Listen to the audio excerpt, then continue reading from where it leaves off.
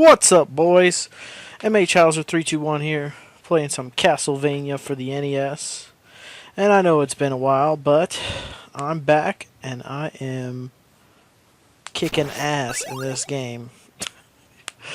Well, I haven't played a game in a while, and I chose this game because, it's one of the main games that's known on the NES. It's one of the main titles. Most people talk about Castlevania as one of the top 3 franchises, maybe top 4 or 5 franchises for the NES.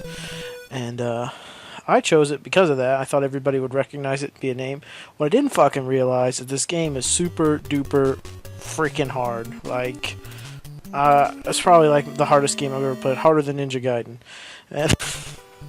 And to be honest, most of the difficulty is in levels 4 and 5. Let me break down some things right here real quick for people who are watching. The hearts, those are basically your special power-ups. What do you want to call it? Like the meter. Like I can throw 15 daggers now if I have 15 hearts. Okay. Now that box is your special power-ups. Whatever you have, there's multiple different types. Like now I have the stopwatch, which freezes time, and I can use it 4 times effectively now because it costs 5 hearts to use. So the same thing with the dagger, it costs like 1 heart to use. Hearts don't actually mean your health. The only way to replenish health in this game is with food. And also you'll see these money bags drop all the time because they do have a score system, which doesn't really mean jack shit unless you're going for a really high score. I'm not, so it's just kind of useless. Alright, so the first level here, pretty fucking easy. Self-explanatory.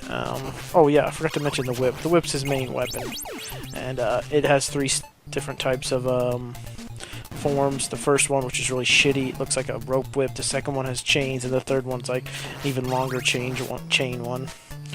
The first level's really easy. I'm gonna try to do something here. It's like really stupid, but it's damage boosting. I never get it. I always just go for it though. So if you want to get across this gap here, you can use one of these bats to damage boost yourself across, and I'll go for it, but I fucking won't get it. It's just a little tip if you were so you could make it up there, but I never fucking do it. And there's some food, right? That replenishes your health.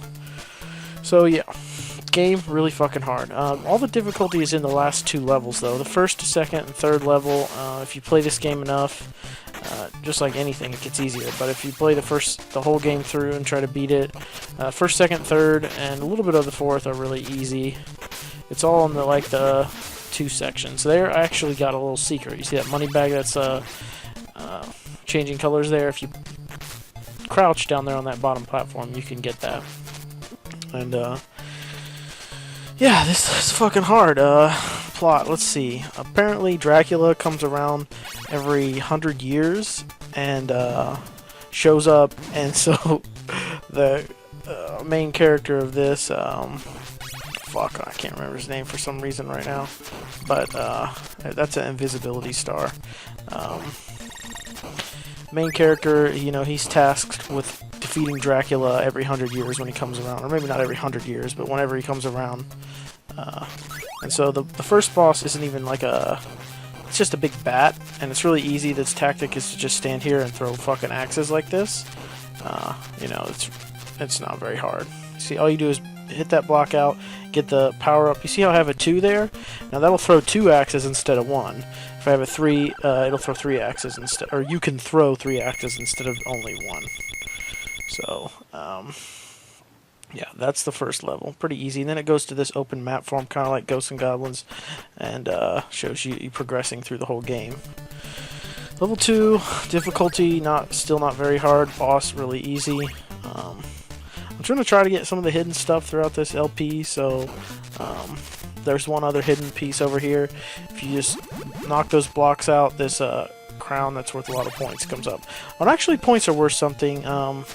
If you get 30,000 points, I'm not sure if it goes in 30,000 increments, but I know when you reach the first 30,000, you get like a life.